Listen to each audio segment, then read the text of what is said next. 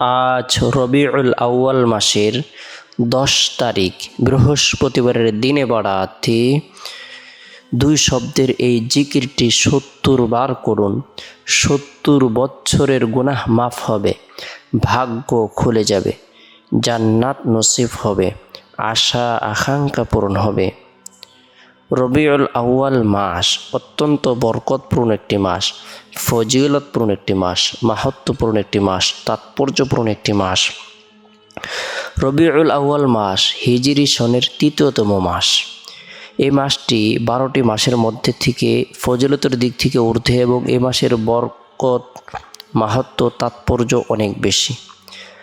কেননা আল্লাহ পাকের সৃষ্টির সেরা 18,000 মাখলুকাত সৃষ্টির উছিলা মহান আল্লাহ পাকের সর্বাধিক সর্বশ্রেষ্ঠ মহামানব দুজাহানের সর্দার সাইয়্যিদুল মুরসালিন, ইমামুল মুরসালিন, খাতামুন নবীন, রহমাতুল্লিল আলামিন, আমাদের হৃদয়ের স্পন্দন, কলিজার টুকরা জনাবে মুহাম্মদুর রাসূলুল্লাহ সাল্লাল্লাহু আলাইহি সাল্লাম এই মাসেরই 12 তারিখে দুনিয়াতে আগমন করেন এবং এই মাসেই তিনি বিশ্ববাসীকে সুখ সাগরে ভাসিয়ে মহান প্রভুর সান্নিধ্যে চলে গিয়েছেন।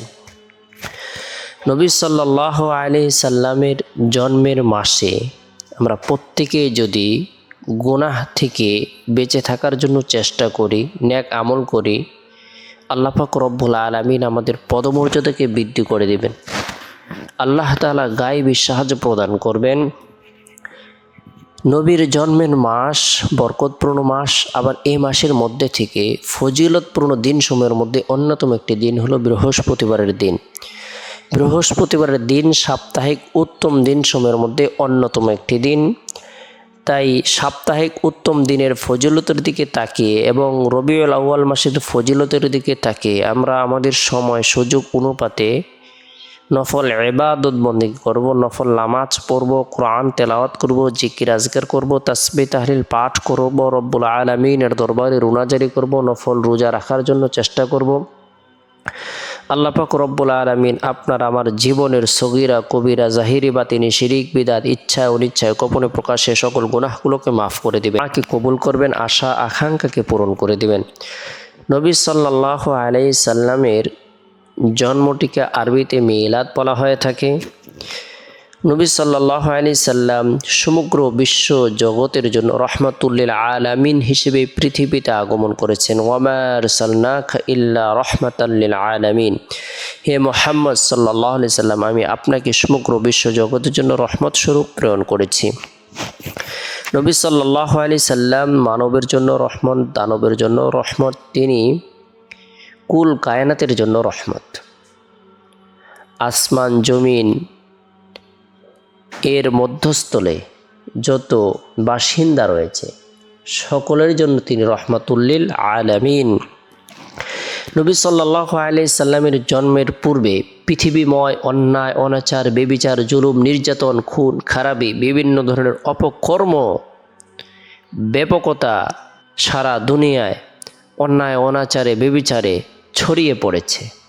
কিন্তু রহমাতুল্লিল আলামিন যখন আগমন করেছেন, আল্লাহ তাআলা তার বরকতপূর্ণ এই জন্মের মাধ্যমে জানিয়ে দিয়েছেন সকল ধরনের অপশক্তি, অপকর্ম, অন্যায়, অনাচার নাশাত হয়ে যাবে, ধ্বংস হয়ে যাবে। তাই নবী সাল্লাল্লাহু আলাইহি সাল্লাম যখন জন্মগ্রহণ করেছেন, কাবা শরীফের মধ্যে যে মূর্তিগুলো ছিল সেই পাথরের মূর্তিগুলো এক আল্লাহ তাআলার সিজদায় অবনীত হয়েছে। সুবহানাল্লাহ। পারস্যবাসীদের হাজার হাজার বৎসরের প্রজ্বলিত অগ্নিকুণ্ড সাথে সাথে নির্বাপিত হয়েছে, নিভে গিয়েছে। রোম পারস্যদের বিশাল বড় বড় প্রাসাদ ছিল, সেগুলো খসে খসে ধ্বংস হয়েছে, খসে খসে পড়ে গিয়েছে। আল্লাহ তাআলা নবী সাল্লাল্লাহু আলাইহি সাল্লামের বরকতপূর্ণ এই জন্মটিকে এই মাসেই দিয়েছেন এবং এই মাসেই পাঠিয়েছেন। তাই এই মাসে আমরা প্রত্যেকেই গুরুত্ব সহকারে ইবাদত বন্দেগী করব। বিশেষ করে বৃহস্পতিবারের দিন জোহরের নামাজ সম্পূর্ণ করার পর গুনাহ মাফের উদ্দেশ্যে ইস্তিগফারের আমল করব। আস্তাগফিরুল্লাহ, আস্তাগফিরুল্লাহ, আস্তাগফিরুল্লাহ, আল্লাহ আমাকে মাফ করুন, আল্লাহ আমাকে মাফ করুন। এরপরে বৃহস্পতিবারের দিন আসরে নামাজ সম্পূর্ণ করার পর গুরুত্ব সহকারে 2 শব্দের এই জিকিরটি 70 বার করব।